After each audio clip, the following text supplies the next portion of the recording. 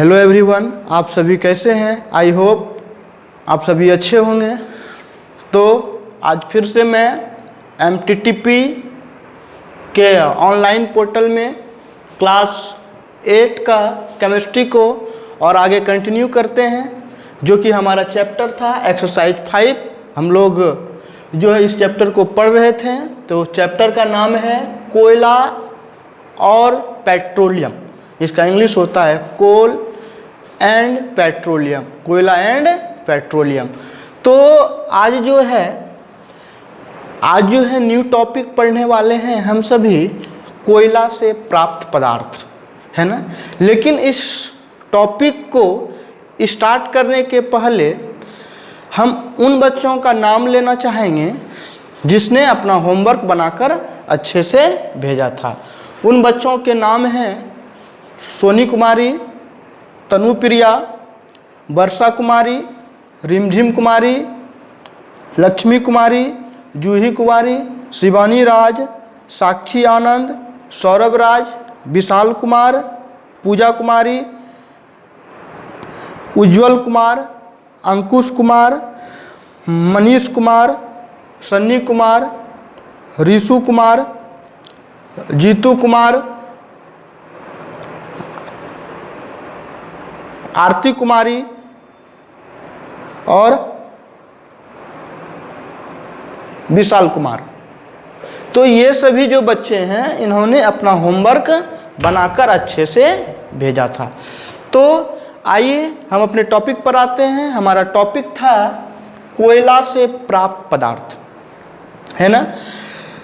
हम सभी जानेंगे कि सर कोयला से कौन कौन से पदार्थ प्राप्त होते हैं। इसके पहले हम सभी पढ़ चुके थे कि कोयला का निर्माण कैसे होता है, हमारे भारत में कोयला कहाँ कहाँ अधिक मात्रा में पाए जाते हैं, कोयला का क्या उपयोग है ना। ये इन सभी बात का चर्चा हम पिछले क्लास में ही कर चुके। तो आज का हमारा टॉपिक है, आज पढ़ना है कि कोयला से कौन कौन से पदार्थ प्राप्त होते हैं, इसके बारे में जानना है।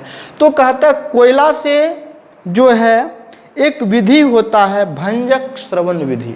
उस विधि के द्वारा कोयला से निम्नलिखित पदार्थ को निकाला जाता है। जैसे कोयला से ही उत्पादित पदार्थ है आपका कोक। क्या है? आपका है कोक, जिसको इंग्लिश में बोलते हैं आपका कोक। दूसरा है आपका अलकतरा,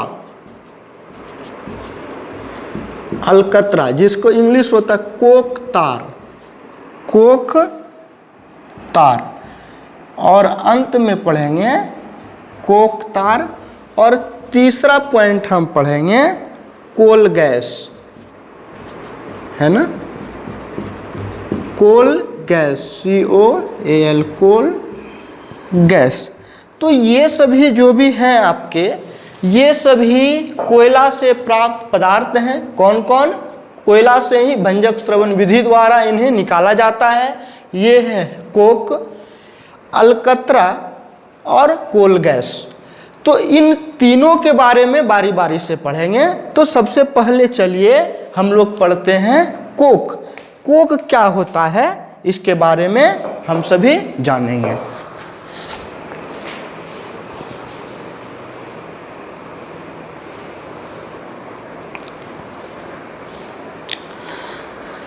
चलिए, हमारा कोक जो है, कोक किसे कहेंगे? कहेंगे कोक जो है, कोक पत्थर कोयले को वायु की अनुपस्थिति में, कोक जो है पत्थर कोयले को वायु की अनुपस्थिति में गर्म करने से, अर्थात बंद रिटॉर्ट में पत्थर कोयले के भंजक श्रवण से अवशेष के रूप में प्राप्त होता है, कोक कहलाता है। यह एक कड़ा, संरंध्र एवं काला पदार्थ है।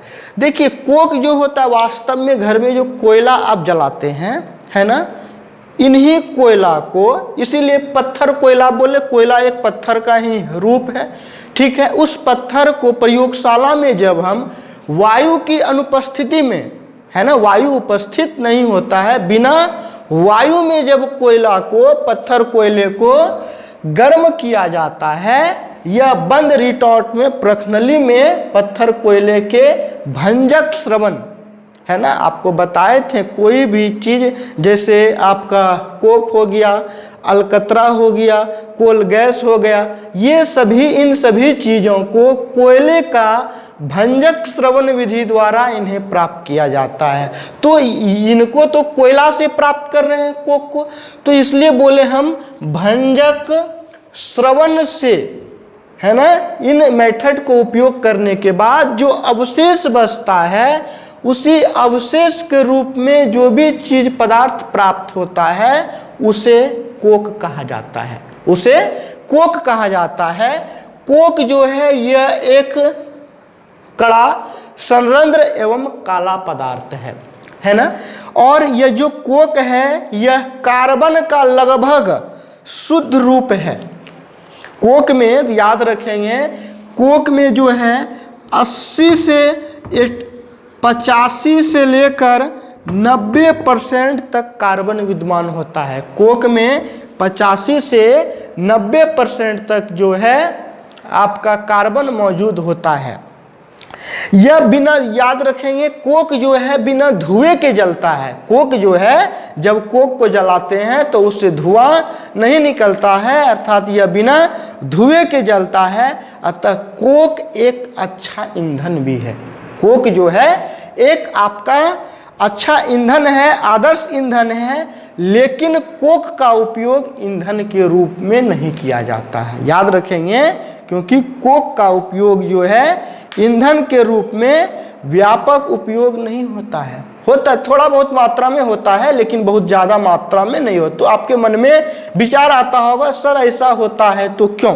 क्योंकि याद रखेंगे कोक महंगा होता है, क्योंकि इसे भंजक श्रवण विधि द्वारा प्राप्त किया जाता है। इस कारण से कोक महंगा होता है, और महंगे होने के कारण इसका उपयोग व्यापक रूप में, डैट मीन्स बड़े पैमाने पर इसका उपयोग नहीं किया जा सकता है। कोक का मुख्य उपयोग क्या है ना। तो चलिए अगला टॉपिक है हमारा कोक का मुख्य उपयोग जानेंगे। कोक का यहाँ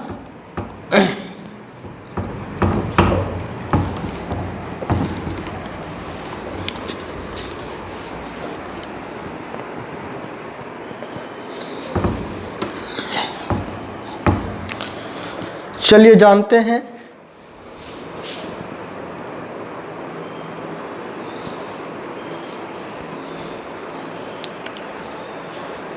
चलिए हम सभी जानते हैं कोक का मुख्य उपयोग क्या है। कोक का मुख्य उपयोग निम्नलिखित है। जैसे कोक का उपयोग घरों एवं कारखानों में, है ना, जलावन के रूप में किया जाता है। मैंने आपको बताया कि कोक का उपयोग ऐसा नहीं है कि ईंधन के रूप में नहीं किया जाता। ये एक आदर्श ईंधन है, अच्छा ईंधन है। चूंकि लोग इसका उपयोग काफ़ी कम करते हैं, और कम उपयोग करने का रीज़न है कि कोक जो होता है यह बहुत महंगा होता है। महंगे होने के कारण इनका उपयोग काफ़ी कम मात्रा में किया जाता है। इसलिए पहला नंबर उपयोग लिखे, फर्स्ट नंबर, घरों एवं कारखानों में जलावन के रूप में कोक का उपयोग किया जाता है। दूसरा है धमन भट्टी में, है ना, भट्टी जहाँ बड़े बड़े एकदम भट्टी होते हैं, जैसे लोहा का फैक्ट्री हो, एल्युमिनियम का फैक्ट्री हो, इन सब में बहुत बड़ा बड़ा भट्टी, उसी को बोलते हैं धमन भट्टी। धमन भट्टी में लौह अयस्क को, मतलब लोहे के पदार्थ को, लोहे में लौह अयस्क जिससे लोहा निकाला जाता है। लौह अयस्क किसको बोलते हैं कि वैसा पदार्थ जिसमें लोहा मौजूद हो और साथ ही साथ उसमें अशुद्धि भी मौजूद हो, तो उससे अयस्क से लोहा निकालने में, डेट मीन्स अपचयित करने में, डेट मीन्स प्योर लोहा बनाने में कोक का उपयोग किया जाता है। भाप अंगार गैस, जिसको वाटर गैस कहते हैं, भाप अंगार गैस, वाटर गैस बनाने में भी कोक का उपयोग किया जाता है। उसके बाद अंत में है प्रोड्यूसर गैस बनाने में भी कोक का उपयोग किया जाता है। अगर आपसे पूछ दिया जाए कोक के निम्नलिखित उपयोग को बतावे, तो आप बोलेंगे कोक के निम्नलिखित उपयोग निम्न हैं, बहुत सारे हैं। जैसे पहला नंबर मैंने लिखा, घरों एवं कारखानों में जलावन के रूप में कोक का उपयोग किया जाता है। धमन भट्टी में लौह अयस्क के रूप में लौह अयस्क को लोहे में अपचयित करने में, लौह अयस्क से लोहे को अपचयित करने में कोक का उपयोग किया जाता है। मैंने तीसरा नंबर उपयोग बताया, भाप अंगार गैस जिसे वाटर गैस बोलते हैं, उसे बनाने में इसका उपयोग किया जाता है। और साथ ही साथ कोक का उपयोग प्रोड्यूसर गैस बनाने में भी इसका उपयोग किया जाता है। इसके साथ ही साथ जो है कोक का उपयोग, कोक आप सभी को मैंने बताया, कोक के रूप में कार्बन जो है एक काफ़ी महत्वपूर्ण यौगिक ईंधन है। इसमें कोक में आपको मैंने बताया कि 85 से 90% क्या मौजूद होता है, कार्बन मौजूद होता है। इसलिए कोक जो है के रूप में कार्बन एक काफ़ी महत्वपूर्ण औद्योगिक ईंधन है। इसलिए कोक का उपयोग का दूसरा महत्वपूर्ण फायदा यह भी है कि यह धुआं रहित ज्वाला के साथ जलता है। दैट मीन्स कोक को जलाने पर वायु प्रदूषण न के बराबर होता है। इसलिए कोक का व्यापक उपयोग जो है धातुओं को उनके ऑक्साइड, याद रखेंगे, धातुओं को उनके ऑक्साइड एवं सल्फाइड अयस्कों से प्राप्त करने में तथा इस्पात बनाने में भी कोक का बहुत ज़्यादा मात्रा में फैक्ट्री में उपयोग किया जाता है। तो आप जाने कि कोक का उपयोग कहाँ कहाँ किया जाता है ना। तो इस तरह से हमें ऐसा प्रतीत होता है कि हमारे जीवन में कोक का बहुत ज़्यादा उपयोग है। खासकर इसका उपयोग इंडस्ट्रियल इलाके में, फैक्ट्री कल कारखानों में इसका उपयोग ज़्यादा मात्रा में किया जाता है।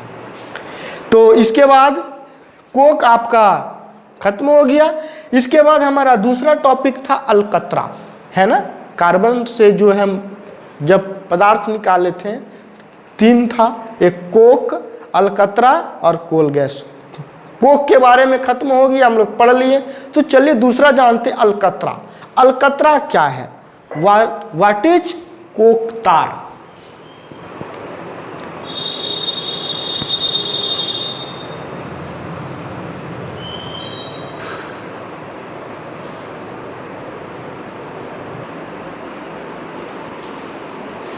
चलिए, अलकतरा जिसका इंग्लिश नाम होता है कोल तार।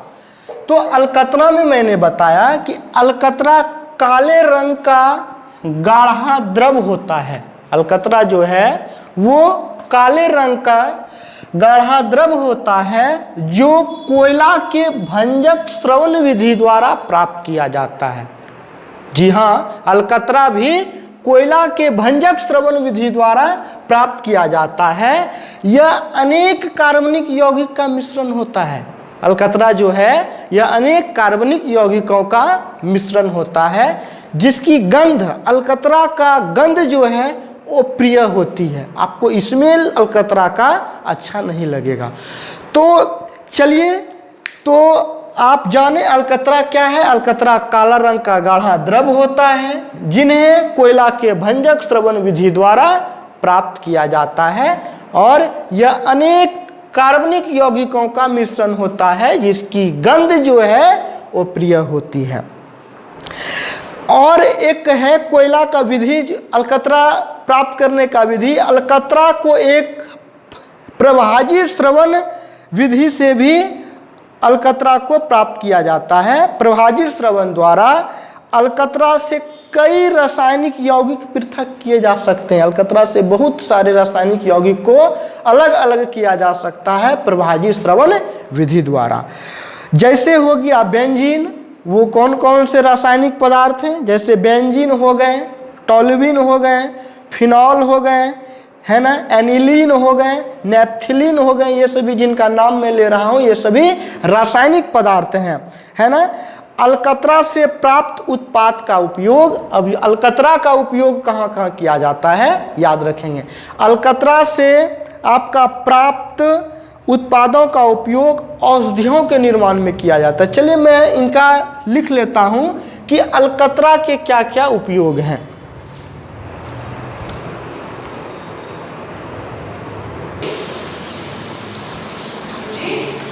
तो चलिए, अगर अलकतरा का उपयोग आपसे पूछेगा तो बोलेंगे अलकतरा के निम्नलिखित उपयोग हैं। अलकतरा का उपयोग जो है, अलकतरा से प्राप्त जितने भी उत्पाद हैं उन उत्पादों का उपयोग कर औषधियों के निर्माण में, है ना, औषधियों के निर्माण में भी अलकतरा का उपयोग किया जाता है। दूसरा है कि संश्लेषित रंजक बनाने में, है ना, उपयोग अलकतरा का किया जाता है। साथ ही साथ रंग और पेंट बनाने में भी इसका उपयोग किया जाता है। विस्फोटक बनाने में भी इसका उपयोग किया जाता है। सुगंधित द्रव्य बनाने में भी इसका उपयोग किया जाता है अलकतरा का। फोटोग्राफी के द्रव्य बनाने में भी इसका उपयोग किया जाता है। वार्निश तैयार करने में भी इसका उपयोग किया जाता है।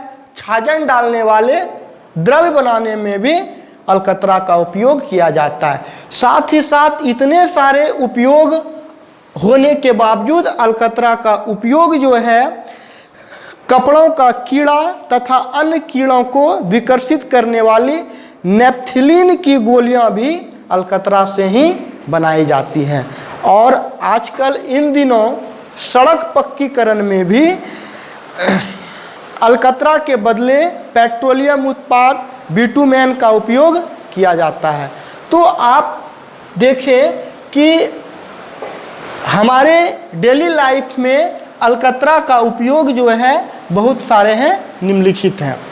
तो इसके बाद जो हमारा अगला टॉपिक है वो है, हम पढ़ लिए कोयला से जो प्राप्त उत्पाद था कौन कौन सा, एक था कोल, दूसरा है अलकतरा, अब लास्ट बच गया एक कोल गैस। चलिए पढ़ते हैं कोल गैस के बारे में।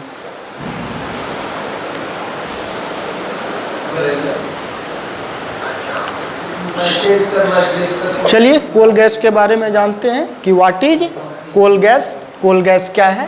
कोल गैस जो है, इन्हें कोयला से कोक प्राप्त करने के दौरान, जब भी कोक प्राप्त करते हैं कोयला से भंजक श्रवण विधि द्वारा, तो उस समय एक गैस निकलता है और उन्हीं गैस को कोल गैस कहा जाता है।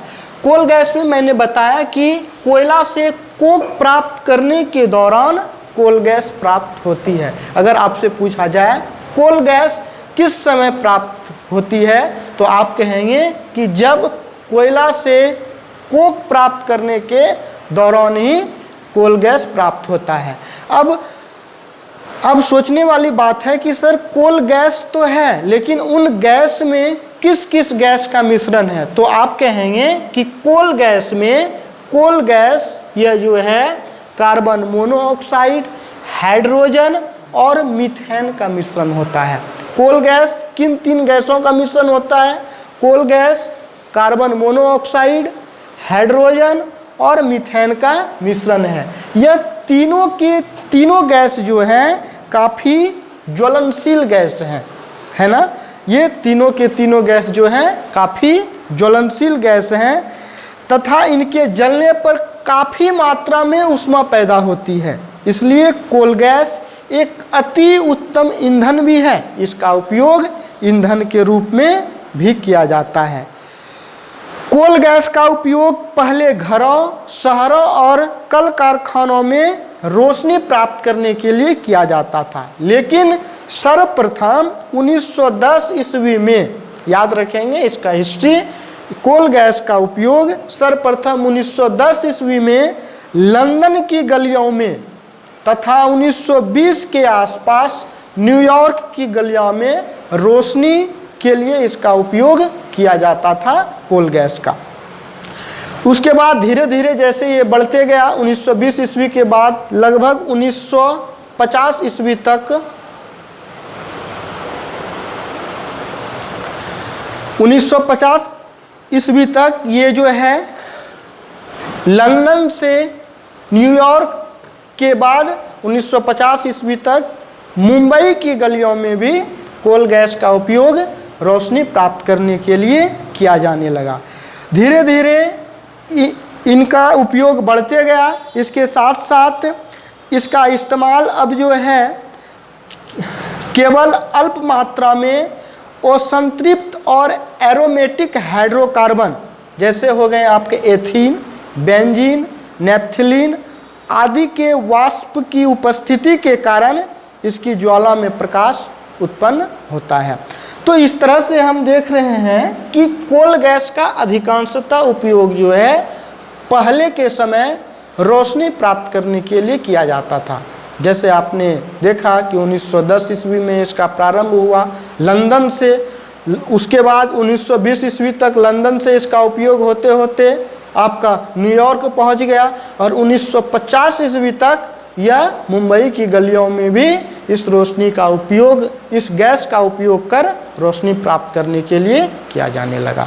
तो इस तरह से हम कोयला से प्राप्त तीनों पदार्थ कोल, अलकतरा और कोल गैस के बारे में अच्छी तरह से जान लिया।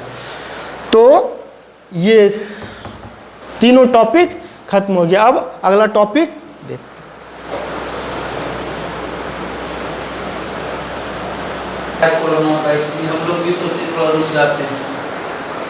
चलिए जानेंगे कि व्हाट इज पेट्रोलियम, पेट्रोलियम क्या है। सबसे पहले जानेंगे पेट्रोलियम जो है, पेट्रोलियम दो शब्द से मिलकर बना है। वो शब्द है पेट्रा और ओलियम। याद रखेंगे कि पेट्रोलियम दो शब्द से मिलकर बना है, एक पेट्रा और ओलियम। ये दोनों ग्रीक शब्द हैं। पेट्रा का अर्थ होता है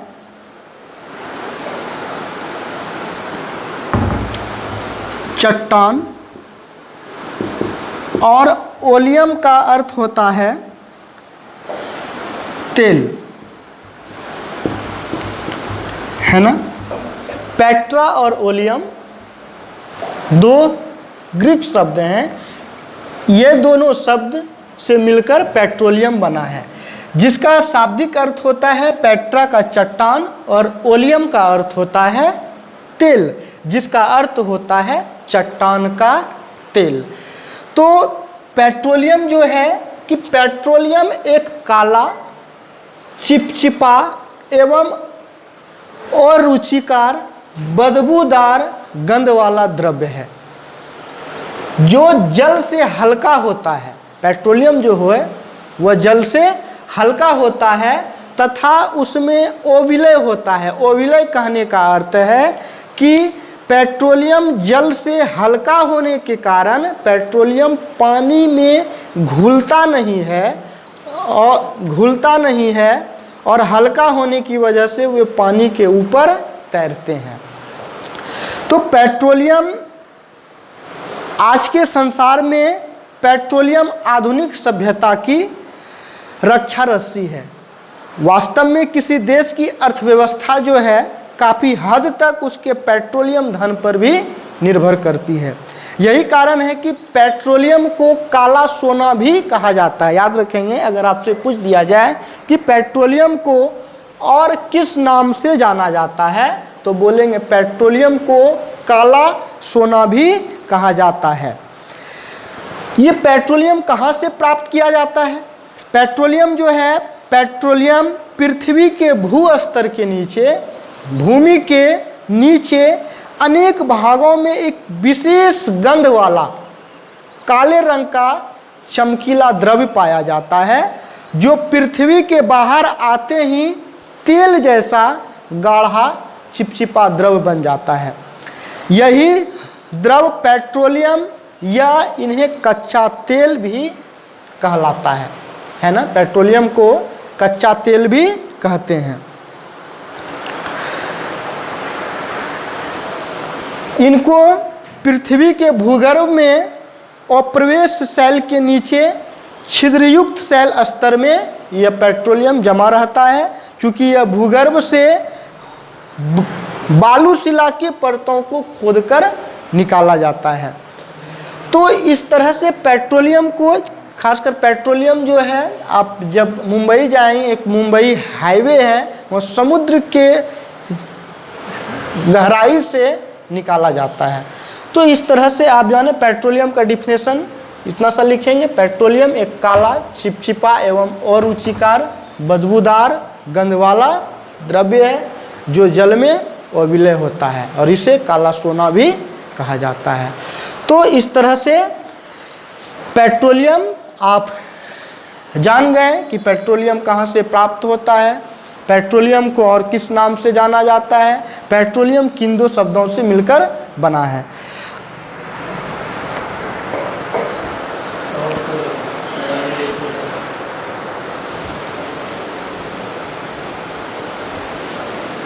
मेरे ख्याल से तुम लोग मुझे शुरू कर देगा, टेंशन नहीं। चलिए, पेट्रोलियम जो है, पेट्रोलियम में विभिन्न प्रकार के हाइड्रोकार्बन के मिश्रण के अलावा जो है कुछ और भी गैस होते हैं, जैसे नाइट्रोजन एवं गंधक, गंधक को सल्फर भी कहते हैं। ये सभी यौगिक भी मौजूद पेट्रोलियम में रहते हैं। तो आज जो है पेट्रोलियम का सिर्फ डिफिनेशन जाने और पेट्रोलियम कहाँ से प्राप्त किया जाता है। कल जानेंगे कि पेट्रोलियम, ये पेट्रोलियम जो है, इस पेट्रोलियम का डायरेक्ट यूज नहीं किया जाता है। इस पेट्रोलियम को परिष्कृत किया जाता है, डेट मीन्स इसका शुद्ध किया जाता है, शोधन किया जाता है। तो वे कौन कौन से विधि हैं, पेट्रोलियम को शुद्ध परिष्कृत किस प्रकार से करेंगे, इन सब के बारे में, पेट्रोलियम का उपयोग क्या क्या है ना। तो इन सभी टॉपिक का चर्चा नेक्स्ट क्लास में करेंगे। तो आज का क्लास यहीं पर। तो आप सभी होमवर्क लिखेंगे। होमवर्क है कि एक्सरसाइज 5 का केमिस्ट्री में लेसन 5 का first class and second class का टोटल क्वेश्चन आंसर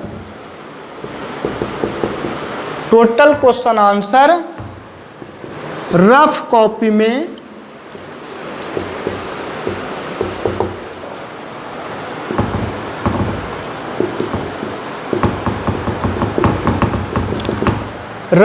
में लिखना है।